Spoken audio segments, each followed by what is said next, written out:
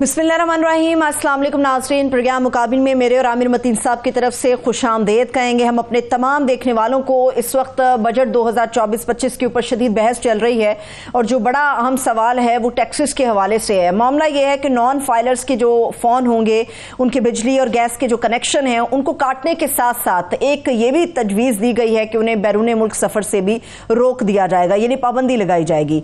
सबको टैक्स तो लाजमी तौर पर देना पड़ेगा। वज़ीर ख़जाना ने पोस्ट बजट प्रेस कॉन्फ्रेंस में ये बहुत बड़ा दावा भी किया है। मामला यह है कि क्या हुकूमत समझती है कि डरा धमका कर लोगों को टैक्स नेट के अंदर लाया जा सकता है, टैक्स के दायरा कार को बढ़ाया जा सकता है। एक और भी सवाल है कि जो लोग इलाज मुआवजे की गर्ज से नॉन फाइलर हैं मगर इलाज मुआवजे की गर्ज से मुल्क से बाहर जाना चाहते हैं, क्या गवर्नमेंट उनको भी रोकेगी? इसके ऊपर हम बात करने जा रहे हैं। आज के इस प्रोग्राम में हमारा साथ देने के लिए साबिक चेयरमैन है FBR के शबर जैदी साहब, उन्होंने ज्वाइन किया। शबर साहब, थैंक्स सो मच आपके वक्त के लिए। इसके अलावा Pakistan chamber of commerce and industry के अंदर बड़ी मुतहरक कारोबारी शख्सियत हैं रिजवान खान साहब, वो भी हमारे साथ मौजूद है। रिजवान साहब, आपके भी वक्त के लिए बेहद शुक्रिया। ओवर टू यू आमिर साहब। जी बहुत बहुत शुक्रिया। मैं शबर भाई आपसे शुरू करता हूँ कि इन्होंने 4000, हमें ये तासुर दिया गया था कि जनाब इस दफ़ा कोई मुकद्दस गाय नहीं रहेगी और हम तमाम पावर लॉबीज़ या बड़ी बड़ी जो बैठे हुए हैं लोग अजदहे की तरह टैक्स नहीं देते, इन पे हाथ डालेंगे। फिर हमने देखा कि रिटेलर पे भी कोई हाथ नहीं डाला, बिग एग्रीकल्चर के ऊपर भी नहीं डाला, बैंक्स का भी बड़ा मज़ा रहेगा क्योंकि 7,500 के करीब कर्जे उनसे लिए जाएंगे तो उनका मुनाफा भी बड़ा आला रहेगा। और 4000 के जो है उन्होंने नए टैक्सेस किए हैं। आप हमेशा ये कहते रहे कि इससे भी ज़्यादा लिए जा सकते हैं मगर आपका फार्मूला ज़रा डिफरेंट हमेशा रहा। तो ये जो 4000 करना चाह रहे हैं और साथ में कह रहे हैं 3.5% जो है हम ग्रोथ रेट भी लेंगे और ये 4000 रुपये में टैक्स, ख़ास तौर पे ये एक्सपोर्ट्स के हवाले से मैं पूछना चाहूँगा कि उन पे जब इस तरह का किया जाएगा, पहले ही -8% टेक्सटाइल्स जा चुकी हुई हैं, तो इतनी शरह नमू कैसे लेंगे? बिस्मिल्लाहिर्रहमानिर्रहीम। मतीन साहब, बात बड़ी सिंपल सी है कि अगर ये समझते हैं कि ये 4000 का जो इंक्रीज है ये कर लेंगे ग्रोथ के साथ, तो मेरा ख्याल है इनको बुनियादी मईशत के बारे में तालीम नहीं है। अगर ये पैसे उन्होंने कलेक्ट कर लिए तो इकनॉमी हर हाल में स्लो होगी क्योंकि कोई भी ऐसा मेजर नहीं है जिससे आम आदमी के लिए बिल्कुल आसान अल्फाज में समझाता हूँ कि हमारा किस्सा क्या है। हम 13,000 टैक्स का रेवेन्यू कलेक्ट करेंगे, 4000 हम पेट्रोलियम लेवी टैक्स इकट्ठा करेंगे, हम 17,000 कलेक्ट करेंगे टोटल। 17,000 में से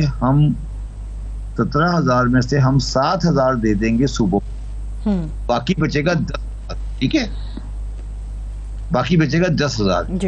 अब हमारे जो खर्चे गैर पैदावारी हैं, खर्चे जिनसे कोई इन्वेस्टमेंट नहीं हो रही, कोई उनसे फायदा नहीं हो रहा, वो 17,000 है। तो जब 10 में 17 माइनस होगा तो 7,000 के नए कर्जे गवर्नमेंट लेगी। तो अगर कोई बंदा मुझे ये कह रहा है कि इस बजट के साथ इन्फ्लेशन नहीं होगी और ग्रोथ होगी, तो वो सिर्फ आवाम को बेवकूफ़ बना रहा है, उसको बुनियादी मईशत की कोई चीज़ नहीं पता। मैं सिर्फ आपको ये कहना चाहता हूँ कि इस बजट से जो अफसोस इस बात का है कि मेरा दोस्त है, बहुत अच्छा इंसान है, काबिल आदमी है, औरंगजेब, वो सियासतदानों के हाथों मारा गया क्योंकि शहबाज शरीफ साहब अपनी लॉबी ट्रेडर को और एग्रीकल्चर्स को बचा कर ले गए और औरंगजेब को आपने असेंबली में खड़ा कर दिया, एक्सपोर्टर को टैक्स करके कहने के लिए खड़ा करके, जबकि एक्सपोर्टर का टैक्स 1% था, उसको बढ़ाकर आपने 55% कर दिया। ये कोई भी सेंसिबल आदमी सोच भी नहीं सकता उस वक्त जबकि मुल्क का में सबसे बड़ा मसला करंट अकाउंट का है। आप ये बता रहे थे शबर भाई, आपकी बात काट रहा हूँ, मैं सुन रहा था आपको जब ये आप फरमा रहे थे, आपने कहा कि मैं 2 बड़ी पाकिस्तान की कंपनियों का डायरेक्टर हूँ, मुझे किसी ने मुझसे कोई नेगोशिएट तो छोड़े इतला भी नहीं दी, पूछा भी नहीं और एकदम आपके लिए टोटल सरप्राइज था। मैं यही अर्ज कर रहा हूँ, मैं पाकिस्तान की 2 बड़ी टेक्सटाइल कंपनियों का डायरेक्टर हूँ। ये खबर मैंने टीवी पे सुनी है, और एक बंदा जो कि इस मुझसे बहुत बड़ा टेक्सटाइल का आदमी है, वो मुझे बार बार कहता रहा कि मेरे कानों में ये खबर आ रही है कि टैक्स होने वाला है एक्सपोर्ट, तो यार प्लीज औरंगजेब तुम्हारा दोस्त है, उसको समझाओ ये नहीं करे। तो इसका मतलब है वो बेचारा हवाओं में खेल रहा था। तो आप मुझे ये कह रहे हैं कि एक्सपोर्ट जो 30 साल से टैक्सेबल नहीं थी, और वो टैक्स चाहिए, मैं मान लूंगा, 100% मान लूंगा कि होनी चाहिए, तो क्या आप एक एफबीआर के कमरे में बैठकर ये फैसला कर रहे हो कि $32 बिलियन की जो एक्सपोर्ट है उसे आप टैक्स कर रहे हो, और मुझसे नहीं पूछ रहे कि भाई तुम्हारा क्या मसला है, तुम क्या चाहते हो? तो ये जो बाबू बैठे हैं एफबीआर में और जो मिनिस्ट्री ऑफ फाइनेंस में बैठे हैं, ये तो पाकिस्तान को तबाह कर देंगे। हम तो भाई कराची में बैठे हैं, एक्सपोर्ट कर रहे हैं, काम कर रहे हैं, तो ये इनकी क्या, हम इन लोगों के खाचे में पाकिस्तान को तबाह होने देंगे? मैंने आपको फिर दोबारा कहा कि हम कल सुबह, परसों सुबह रेलिवेंट आदमी से बात करेंगे, अगर वो भी नहीं माना तो फिर अमेरिकन एम्बेसडर के पास जाएंगे और अपना काम करा लेंगे। तो ये अगर ये बजट जो इतने धुआंधार तरीके से दिया, तो मतलब ये है कि अगले 18-20 दिन तक, जब तक ये वापस पास होगा, तो ये बजट नहीं रहा होगा, ये कोई और शक्ल, इसमें ज़्यादा चीज़ें वापस हो जाएगी, ये तो आप कह रहे हैं। मैं आपको यकीन से कह रहा हूँ कि ये बजट में कुछ चीज़ें आई हैं, ये जब बजट पास होगा तो ये नहीं होगा, और ये वापस होगा, और फिर ये आगे पीछे होगा, और ये सेटल होंगी। मेरा मकसद कहने का ये, मतीन भाई, बात बड़ा सिंपल सी है ना यार। मुझे एक बात बताओ, मैं बिल्कुल एक सेंसिबल बात कर रहा हूँ कि 1% टैक्स था मेरा सेल प्रोसीड के ऊपर, उसको तुमने बढ़ाकर 39% कर दिया, और उसके अनलिस्टेड कंपनी के लिए 55 कर दिया। क्या कोई सेंसिबल आदमी ये डिमांड नहीं करता कि उसकी बात, उससे टेक्सटाइल वाले से बात की जाती, या उसको बताया जाता उसने ऑर्डर किस बेस पे लिए हैं? ये देखें, ये तो नुस्खा पाकिस्तान को तबाह करने का है ना, ये तो सीधा नुस्खा पाकिस्तान को तबाह करने का है। यार आप मेरी बात नहीं समझ रहे। हम इस साल बजट में 13,000 बिलियन लोगों की खून निचोड़कर हासिल करेंगे, 13,000 अरब का टैक्स रिसीव करेंगे, मैं और आप और ये अवाम आदमी देगा, और उस 13,000 में से 9,700 में अपने इंटरेस्ट की मद में दे दूंगा। कैसे चलेगा ये मुल्क? ये कौन सा पागल खाना है जो इसको एक्सेप्ट कर लेगा कि 13,000 में से 9,700 आप इंटरेस्ट दे दें बैंकों को, और फिर आप कहें कि मुल्क चल रहा है? ओ भाई, ये नहीं चल रहा, इसको समझने की कोशिश करें। 9,700 का खर्चा है इस साल इंटरेस्ट का, और जो आप इस साल बोरिंग करने जा रहे हैं, जो आपने खुद बजट में लिखी है, वो तकरीबन 7,000 बिलियन की है। 1,200 बिलियन का आपकी सब्सिडीज हैं, तकरीबन 1,200 बिलियन की आपकी इनकम सपोर्ट प्रोग्राम है। आपका कोई तरक्याती खर्चा तकरीबन 0 के करीब आ गया है। तो आप ये कह रहे हो कि मैं कोई खर्चा नहीं करूंगा, मार्केट से 12,000 बिलियन रुपीस उठा लूंगा और 7,000 बिलियन और बोरो कर लूंगा और इन्फ्लेशन नहीं होगी, ये तो कोई पागल ही एक्सेप्ट करेगा। जी, मैं चाहूँगा रिजवान खान, आपसे ये पूछना चाहूँगा, आप लेदर एक्सपोर्टर हैं, कि एक तो एक्सपोर्ट के ऊपर जो शबर भाई ने अभी कहा, ये जो टैक्सेस हैं, अपनी स्पेसिफिक इंडस्ट्री और ओवरऑल एक्सपोर्टर्स के हवाले से आप बड़े मुतरक हैं फेडरेशन के अंदर, तो ज़रा हमें समझाइए आप कैसे देख रहे हैं इसको। शुक्रिया आमिर साहब। मैं बस शुरू यहाँ से करूँगा कि हैरान हूँ, दिल को रोऊं कि पीटूं जिगर को मैं, मकदूर हो तो साथ रखूं नो अगर। यानी जिस मुल्क को फॉरेन एक्सचेंज की ज़रूरत है, उसकी 2 जगह हैं, एक तो ओवरसीज पाकिस्तानी और दूसरे एक्सपोर्ट्स। ये जो मिनिस्टर साहब ने कहा कि मैं नवाज शरीफ साहब का विजन लेके चल रहा हूँ, 1990 में नवाज शरीफ साहब ने एक्सपोर्टर्स की और FDR उस जमाने में CBR होता था, उनकी एक्सपोर्टर की तकलीफों को देख के, CPR की हरेसमेंट को देख के, और वहाँ गवाह बैठे हैं शब्बर जैदी साहब, उनकी करप्शन देख के कहा था कि नहीं, एक्सपोर्टर को आप सिर्फ टर्नओवर टैक्स दें। उस वक्त 0.50 टर्नओवर टैक्स लगाया था, जिसकी टैक्स इम्प्लीकेशन ये 0.50 नहीं है, इसकी टैक्स इम्प्लीकेशन 8-10% आती। आज वो बढ़ते बढ़ते 1% है। उस 1% की टैक्स इम्प्लीकेशन जो आती है एक मोहतात अंदाजे के मुताबिक तकरीबन 15%। तो पहले ये क्लियर करें कि 1% टर्नओवर पे है, सेल्स पे है, और इसके जो हम अगर इनकम के शेयर में जाएंगे तो तकरीबन 15% टैक्स ऑलरेडी देते हैं, जो कि बकौल शब्बर भाई के इतना आगे पहुंचा दिया है। अब बात ये है कि हम ये जो मिनिस्टर साहब की मैंने बात सुनी, जो उन्होंने उसका एक उज़्र पेश किया कि बाकी सब सेक्टर जब जाते हैं FBR तो इनको भी जाना चाहिए, इसलिए हमने इनको टैक्स कर दिया। ये एक अजीब सा एक आर्गूमेंट है, यानी कि शेर के आगे हमने अब एक्सपोर्टर को भी डाल दिया कि इनको कच्चा चबा के खा जाओ। हमारे साथ मसला ये है कि टर्नओवर टैक्स का जो बेसिस थी वो ये थी कि यार इनको FBR परेशान ना करे। वो 0.50 से होते होते आज 32 साल में 1% पे हैगा, जो कि तकरीबन 15% बैठता है। और अब इन्होंने जो स्टेप लगाया वो 22-25%, 23-30% के करीब हो गया। तो ये तो एक्सपोर्ट इंडस्ट्री तो बिल्कुल ही स्टैंड स्टिल हो जाएगी। दूसरे जो उन्होंने कहा कि हाँ मुझे ये पता है कि DLTA ड्यूटी ड्रॉबैक और सेल्स टैक्स, आमिर साहब जब हम $100 की एक्सपोर्ट करते हैं तो $25 हमारे सरकार के पास चले जाते हैं, जो महीनों में मिलते हैं, और जिसपे हम 19% अपनी बोरिंग का एक हिस्सा तकरीबन उस पर इंटरेस्ट देते रहते हैं। फिर हमें इंटरनेशनल मार्केट में compete करना होता है। तो कट इट शॉर्ट, इस इकदाम से तो पूरा एक्सपोर्ट सेक्टर बैठ जाएगा आपका, जो कि ऑलरेडी दूसरी जो ईज ऑफ डूइंग बिजनेस के लिए लड़ता रहता है सरकार से। तो पता नहीं क्या नताइज निकलेंगे। इतना मैं वही वाली बात दोबारा शब्बर भाई के पास जाऊंगा। मैं दोबारा ये मंतक, क्योंकि हमें तो समझ नहीं आती, आप क्योंकि इस दश्त के पुराने सयाह हैं तो समझना चाहता हूँ कि एक तरफ हमारा डेट ट्रैप बहुत मुश्किल होता जा रहा है, और ये अगले साल हमने बताया जा रहा है कि $23 बिलियन देने हैं, और 12 बिलियन के रोल ओवर हैं। जो रोल ओवर्स अब आहिस्ता आहिस्ता UAE ने फॉर एग्जांपल जो ऑयल के वो थी, हमें उसकी एक्सटेंशन नहीं दी। UAE भी फुट ट्रैकिंग कर रहा है, चीन से पता नहीं अभी क्या जवाब आया है।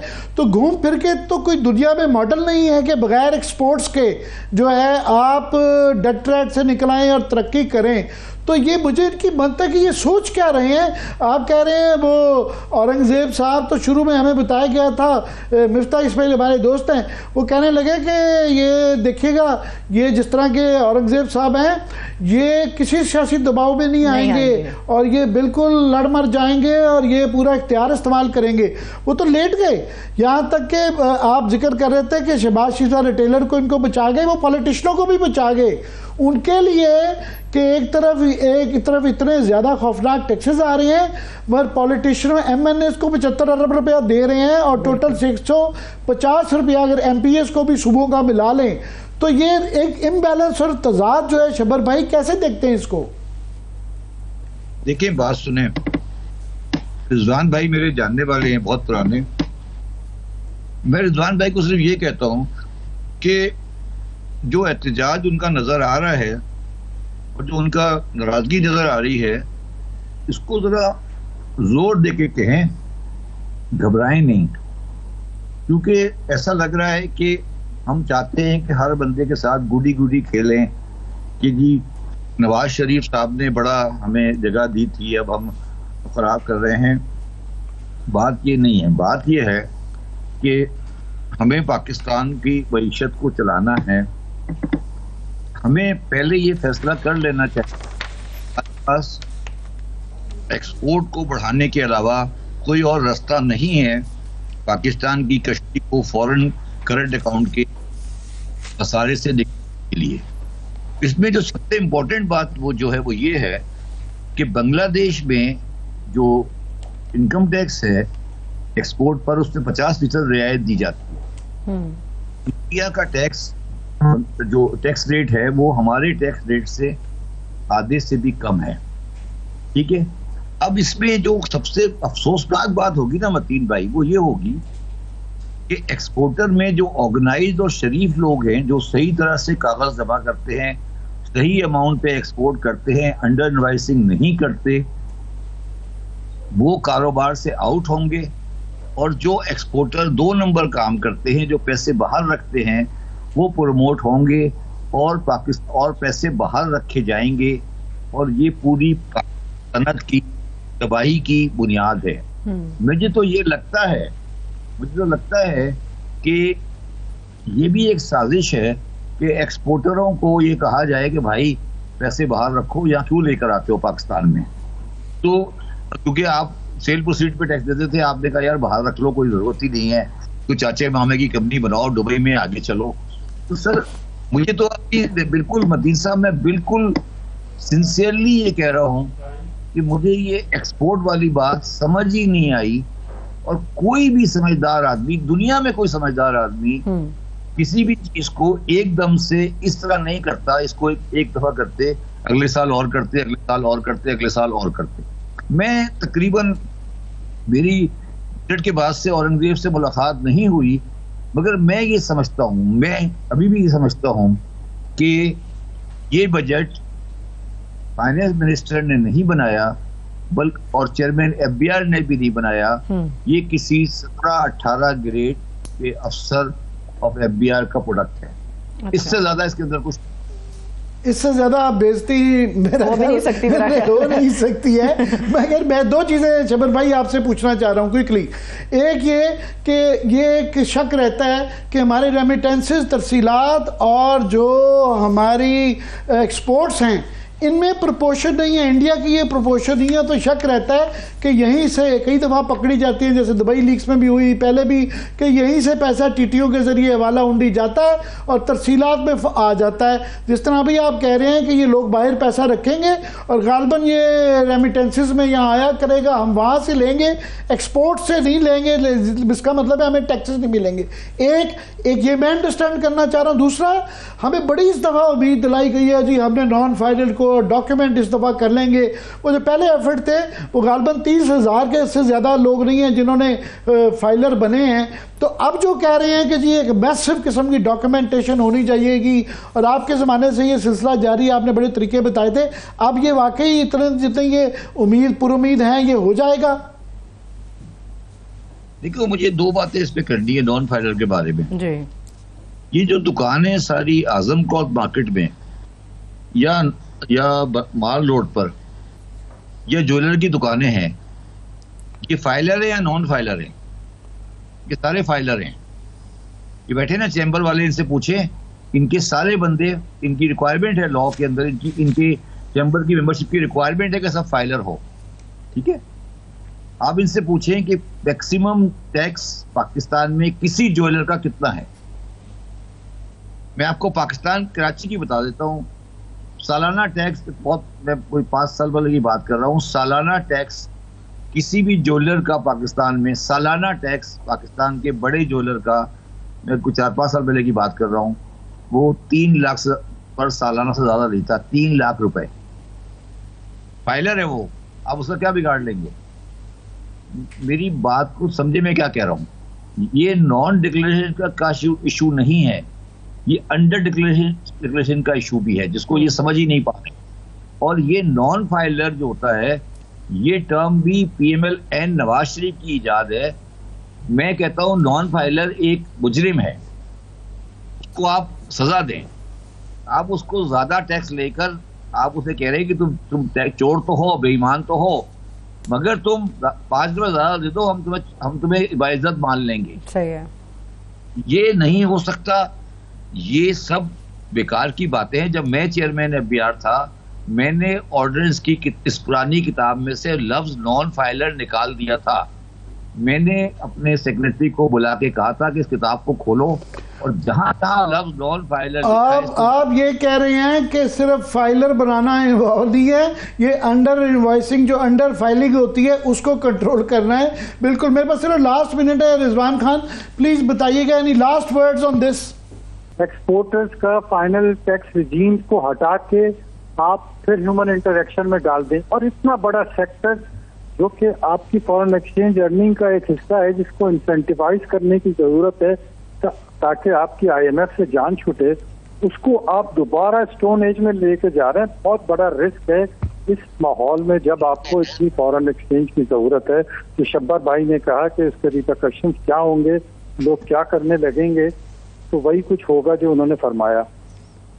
बहुत बहुत शुक्रिया शब्बर जैदी साहब, रिजवान खान आपके वक्त देने का बहुत शुक्रिया, थैंक्स सो मच। अभी एक छोटा सा हम ब्रेक ले रहे हैं। जब ब्रेक से वापस आएंगे तो जो बजट है या जो मुआशी आशारियां हैं उनको और बेहतरीन तरीके से समझने के लिए ब्रेक से जब वापस आएंगे तो डॉक्टर शाहिद हसन सिद्दीकी साहब हमारे साथ मौजूद होंगे। आप भी हमारे साथ मौजूद रहिएगा। छोटा सा ब्रेक लेते हैं।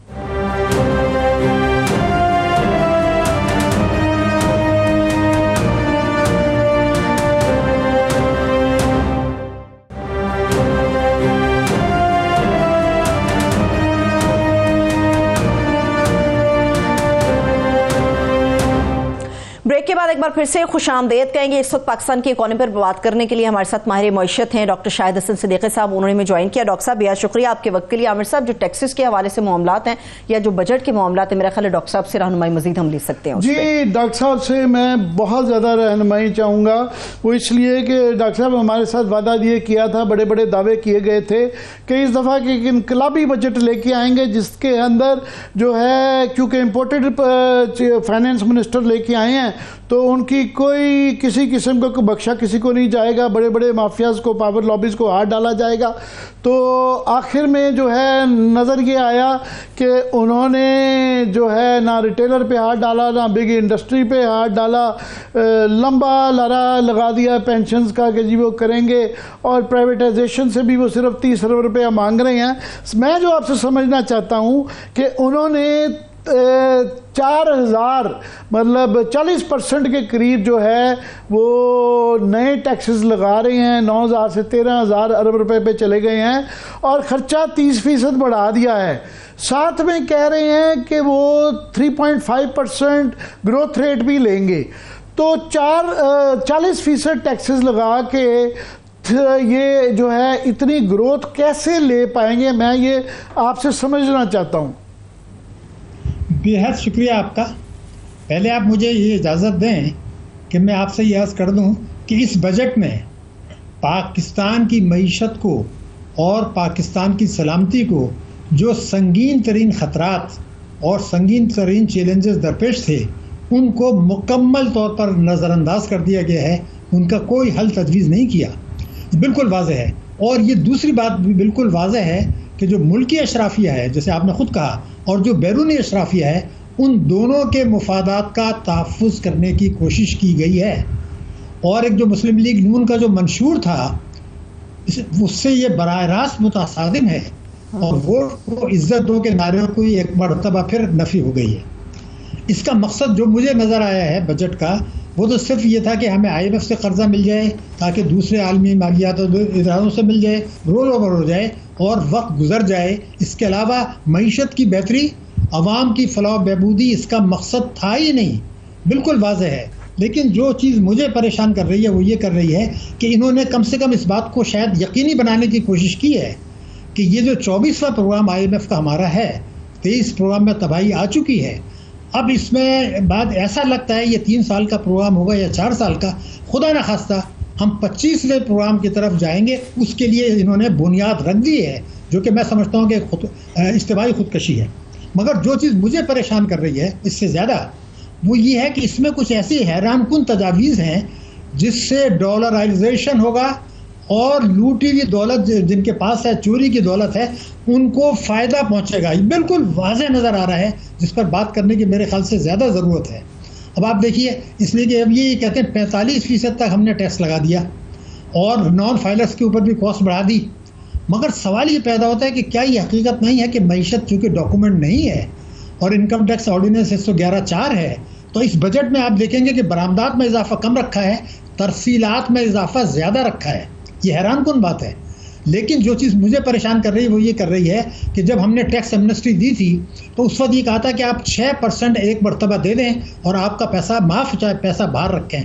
अब उन सबको फिर मौका दिया जा रहा है कि उस पैसे को नया पाकिस्तान सर्टिफिकेट में 9% पर एनम पे लगा दें, और जो 45% टैक्स लगा रहे हैं या 45 आप उस पर नॉन फाइलर पे लगा रहे हैं, उनको ये रास्ता दिया गया है कि आप ये नॉन फाइलर वाला टैक्स ना दें, 45% भी ना दें, इस पैसे को हुंडी हवाले के ज़रिए बाहर भेज दें और तरसीलात का हदफ हमने बढ़ा दिया है, उस पैसे को मंगा लें, वो टैक्स फ्री इनकम हो जाएगी। नंबर 1 ये मैं नंबर 1 पे ही मैं सिर्फ ये बता दूं कि आप बड़े तवत्तर के साथ ये बड़े अरसे से कह रहे हैं कि हमारी जो तरसीलात बढ़ती हैं ये यही तरीक़ाकार है, ये यही से ही पैसा जाया जाता है और वहाँ से ये वापस आ जाता है तरसीलात की फॉर्म में। पहले टीटी पता नहीं हवाला हुंडी कैसे ले जाते हैं।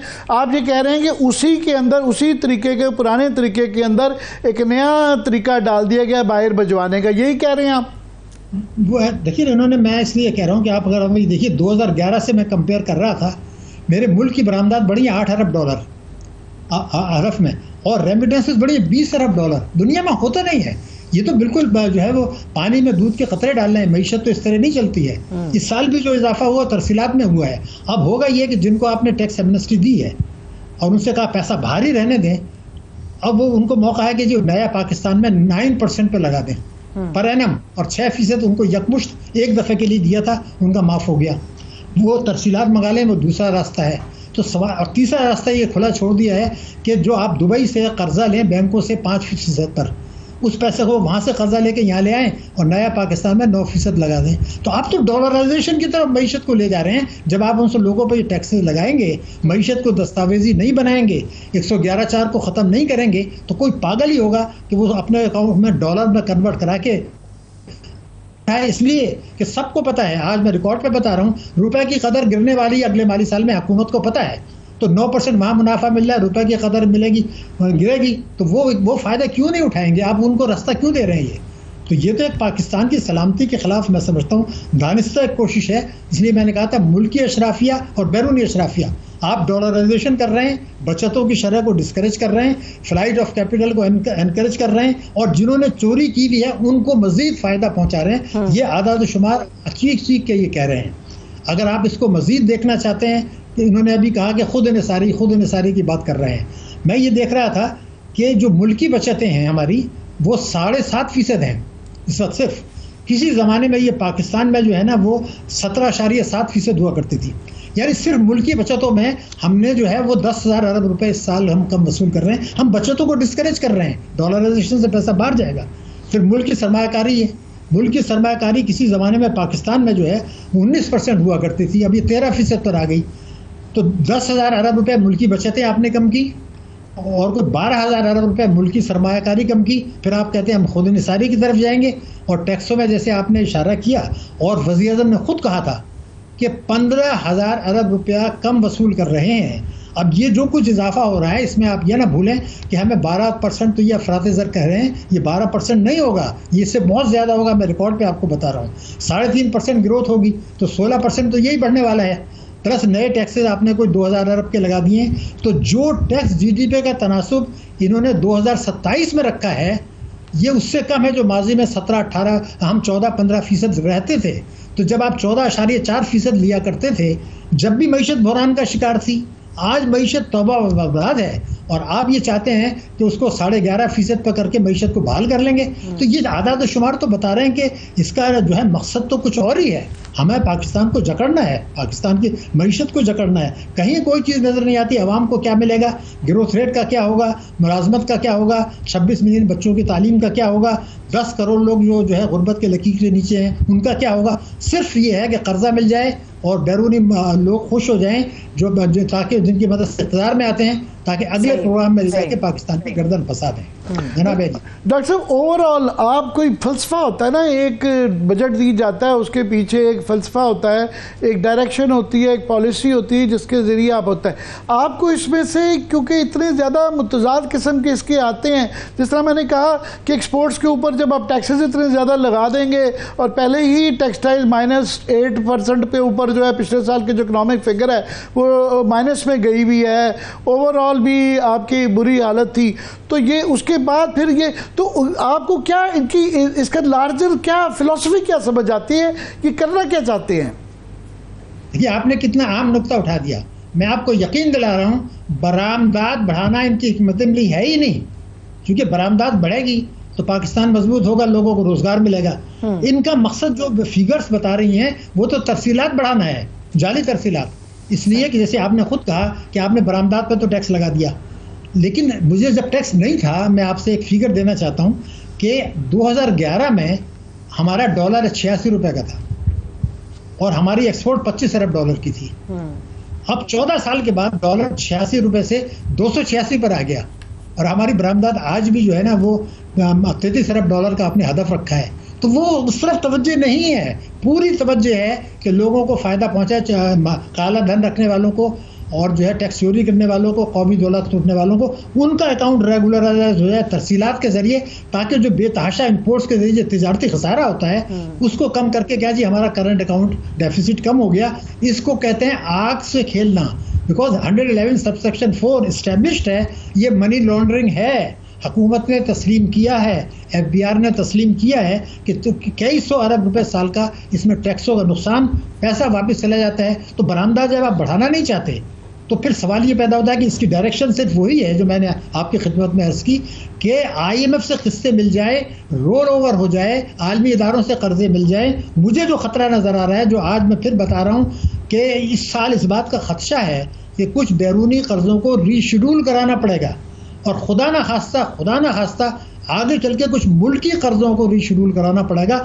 जो खौफनाक बात होगी। ये बात मैं क्यों कह रहा हूँ कि इस RB के जो FBR के रेवेन्यूज का हदफ है, ये बहुत बड़ा हदफ है, आप खुद फरमा रहे हैं। लेकिन अगर मैं आपसे अर्ज करूं कि सूबों को पैसा देने के बाद जो रकम बचती है, सूद उससे 4.5 अरब रुपया ज्यादा है एक साल में।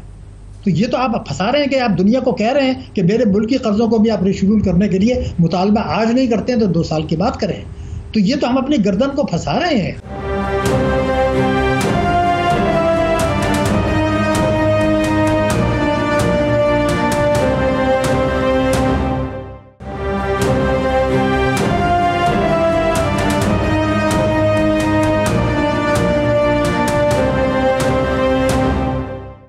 ये तासुर दिया गया था कि जनाब दिन ब दिन हर साल हमारे लिए मुश्किल होता जा रहा है, हमारा डेट ट्रैप जो है वो बहुत ज़्यादा संगीन होता जा रहा है और इस दफ़ा ऑलरेडी कई मुल्कों ने रिलक्टेंट रहे हैं, रोल ओवर भी नहीं हो पा रहे। जिस तरह भी ये देख रहे हैं कि सऊदी अरेबिया ने उन्होंने हमारा पूरे रोल ओवर नहीं किए हैं और UAE की तरफ से भी रिलक्टेंस आ रही है, चाइना की अभी तफसील नहीं बता रहे हैं। मगर ये जो फिगर आ रहा है कि हमें अगले साल 23 बिलियन रुपया जो देना होगा, जिसमें 12 बिलियन का रोल ओवर है।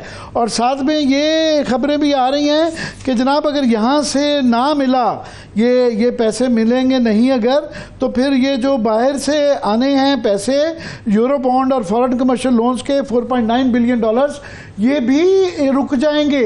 सो वो जो आप कह रहे हैं कि आगे रीशेड्यूल क्या बैंकरप्सी हो गई, तो फिर ये तो दोबारा ये तलवार तो ऊपर लटक रही है।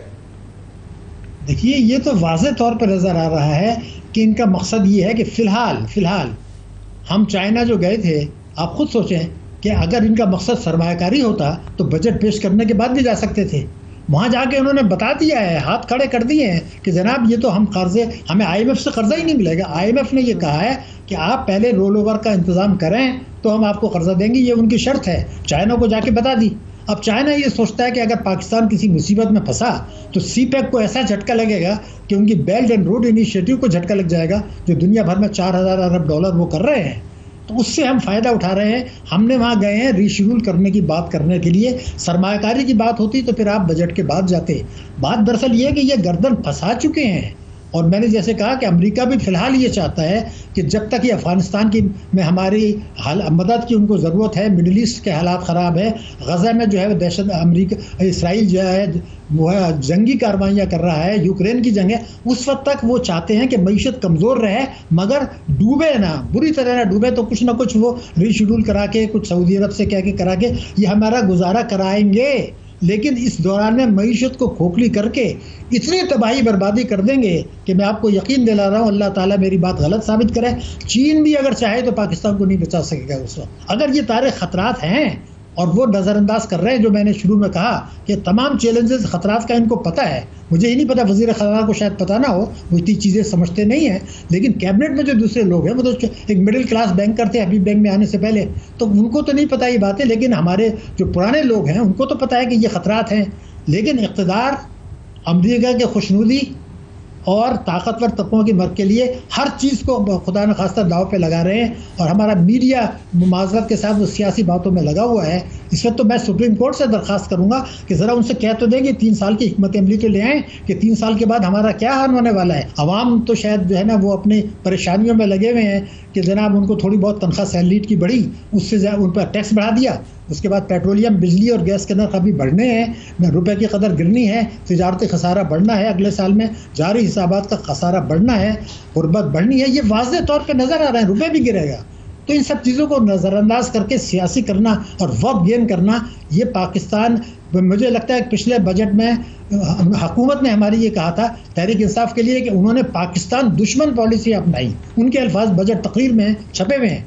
ये जो पॉलिसियां हैं ये तो पाकिस्तान के सलामती पर दाव पे लगा रहे हैं, वो जो कुछ हुआ वो अपनी जगह है, लेकिन ये चीज़ों को कैसे आप ड्राई करेंगे? क्या इन चीज़ों को डिस्कस करना हमारी जो है SIFC की जिम्मेदारी नहीं है, जिसमें अफवाज पाकिस्तान की भी नुमाइंदगी है? होने क्या जाना है 3 साल में? आपने जो ये एग्जिस्टेंशलिस्ट थ्रेट बताया, ख़ास तौर पे हमारी जो एक्सटर्नल जो डेट सर्विसिंग के हवाले से कि हम किस क्राइसिस में धंसते जा रहे हैं, दलदल में धंसते जा रहे हैं कि 23 बिलियन हमें चाहिए, जिसमें से 12 बिलियन रोल ओवर है अगले साल के लिए, और रोल ओवर्स बंद होने शुरू हो गए हैं। सऊदी अरेबिया ने $1 बिलियन का भी जो था वो ऑयल फैसिलिटी जो था उसको एक्सटेंड अभी तक नहीं किया। UAE भी फुट ड्रैगिंग कर रही है, तो पहले ही वो है। दूसरा, इनको जो उम्मीद थी कि ये एक IMF के साथ एक अच्छी रिपोर्ट आने से हमारी रेटिंग बढ़ जाएगी, वो अभी तक जो है रेटिंग हमारी जो है वो बेहतर बिल्कुल नहीं हुई है, जिससे कि बाकी जो इदारे हैं वो, ये तो है एक्सटर्नल। मैं आ जाता हूँ अब इंटरनल के लिए।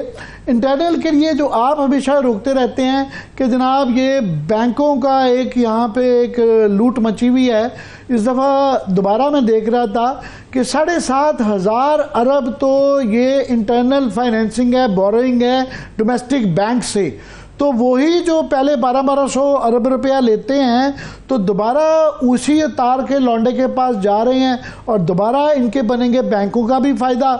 उसके बाद मैंने कहा जिस तरह कि ये जो टैक्सेस लगाए गए हैं उसके पॉलिटिशियन वो लुट रहे हैं और ख़र्चे में ये 30% बता रहे हैं और उसके अंदर 75 अरब रुपया तो दे रहे हैं MNAs को, और अगर सूबों के अंदर जो वो बांट रहे हैं कुछ 150 अरब रुपया ये जा रहा है, वो जो लूटमार के लिए जो स्कीमें बनाई जाती हैं वो उनके लिए जा रहा है। फिर ना मेजर किस्म का बड़े एग्रीकल्चरिस्ट के ऊपर हाथ डाला गया, ना रिटेलर के ऊपर डाला गया। तो डोमेस्टिक की सिचुएशन भी वैसे ही है, एक्सटर्नल तो है ही है। देखिए ये बहुत जो आपने बातें कही ये बहुत खौफनाक हैं मगर सही हैं। मगर मैं आपको 2 बातें और बता दूं, आपकी बात को मैं आगे बढ़ा रहा हूं तस्दीक करते हुए। इस वक्त जो पाकिस्तान में बैंक्स मुनाफा दे रहे हैं, मैं रिकॉर्ड पे कह रहा हूं, मेरी जिम्मेदारी है, ये बैंकिंग कंपनीज ऑर्डिनेंस 26A4 और 40A की खिलाफ वर्जी है, खुल्लम खुल्ला खिलाफ वर्जी है। ये मुनाफा उसके मुताबिक नहीं दे रहे, चाहे सुप्रीम कोर्ट उस पर एक्शन ले या कोई भी ले। मैं रिकॉर्ड पे कह रहा हूँ कि ये मुनाफा बैंकिंग कंपनी ऑर्डिनेंस के खिलाफ है, नंबर 1। मतलब खिलाफ जब आप कहते हैं ये कम दे रहे हैं, ये बहुत ज्यादा देना चाहिए, कितना देना चाहिए? नहीं, उसमें ये है कि आप मुनाफे में शरीक करें, ये कानून है, कानून के अल्फाज हैं, शराकत है। और मुनाफा उनका जो है वो है 53% जो है, और 75% इस्लामी बैंकों का है और 53% जो है वो सूदी बैंकों का है। ये वहाँ से लूट रहे हैं। मगर एक फिगर मैंने जो आपको बताई थी, मैं चाहता हूँ उस पर ज़रा तवज्जो कर दें। मेरा मुल्क का जो पूरा बजट है वो 19,000 अरब रुपए की आउटले है, लेकिन 15,000 अरब तो 19,000 का तो बजट है, 15,000 अरब रुपया FBR कम वसूल कर रहा है, 10,000 अरब रुपया मुल्की बचतें कम है जिसकी वजह से कर्जों पर निसार है, और 12,000 अरब रुपया सरमायाकारी कम है, मुल्की सरमायाकारी।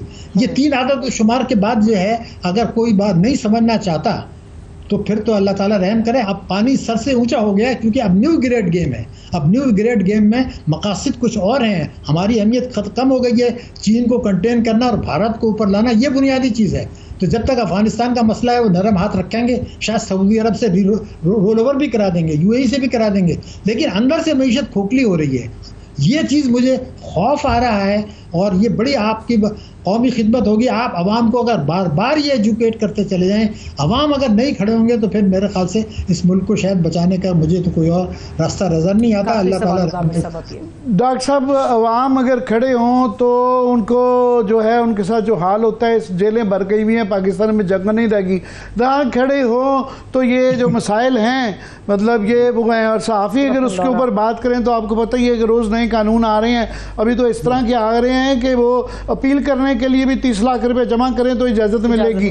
तो मगर मैं लास्टली क्विकली कि प्राइवेटाइजेशन के हवाले से बड़े बड़े अभी दावे किए जाते हैं कि वो कर लेंगे। इन्होंने, मैं देख रहा था बजट में सिर्फ 30 अरब रुपया डाला हुआ है कि हमें उसमें से आएगा, और इतनी बड़ी मैसिव किस्म की प्राइवेटाइजेशन करनी है तो उसमें से लेना अगर 30 अरब, तो इसका मतलब है कि अभी बिल्कुल उसका प्रोसेस स्लो है, क्या है? अल्लाह का शुक्र किया करें। मैं आपको पूरी जिम्मेदारी से कहता हूँ, रिसर्च के बाद पाकिस्तान में निष्कारी का अमल बुरी तरह नाकाम हो चुका है। 6,500 अरब रुपए के असासे बेच के खा गए और हमारा कर्जे बढ़ते चले गए। ये PIA अगर सोचो कि ये कर ही चुके हैं, लेकिन मैं ये कहता हूँ कि फर्स्ट वीमेन बैंक की निष्कारी करना जुर्म है। भाई 50% खवातीन हैं, आप उस बैंक की 250 ब्रांचेस खोलें और उनसे कहें किसानों को, घरेलू खवातीन को, प्लम्बर को, इलेक्ट्रीशियन को, लाखों लोगों को कर्जा दें। 250-300 ब्रांचेस के लोगों को रिस्क फराहम करें। ये करने के बजाय, माइक्रो फाइनेंस करने के बजाय कभी भिखारी बनाते हैं, बेघरी इनकम सपोर्ट प्रोग्राम, कभी निष्कारी की बात करते हैं, कभी स्टेट लाइफ को जो है वो आप कह रहे हैं कि जी उसको हम बेच देंगे। क्यों बेच देंगे जब वो हर साल मुनाफा कमा रहा है? तो मैं ये चाहता हूँ कि इस पर भी कौम जिम्मेदारी कबूल करे कि आप ये खसारे का, तबाही बर्बादी का सौदा है। ज़रा कौम को बता तो दें कि अब तक जो कुछ हुआ है उसमें 90% नाकाम रहे हैं, इदारे बंद हुए हैं, नुकसान में गए हैं, आवाम को तबाह किया गया है। KSC आपके सामने, PTCL आपके सामने है। 800 बिलियन डॉलर सऊदी अरब, UAE ने हमें नहीं दिए 2005 से, जो अब तक 2 अरब रुपए की रकम बन जाती है सूद मिला के। ये तो तबाही का सौदा है। तो शुक्र करें कि शायद PIA के अलावा अगर और नहीं कर पा रहे तो मैं तो इसमें खुश हूँ। बहुत बहुत शुक्रिया शाहिद सिद्दीकी साहब, बहुत हमेशा it is very educated to talk to you. बहुत शुक्रिया, thanks so much. Doctor Shahid Hasan Siddiqui साहब हमारे साथ मौजूद थे। बड़ी मुफस्सल गुफ्तगू उन्होंने पाकिस्तानी इकॉनमी पे की। इसके साथ ये आमिर साहब टाइम भी अपने इख्तिताम को पहुंच रहा है। मुझे इजाज़त दीजिए, आप तमाम लोग अपना ख्याल रखिए। खुदा हाफिज़।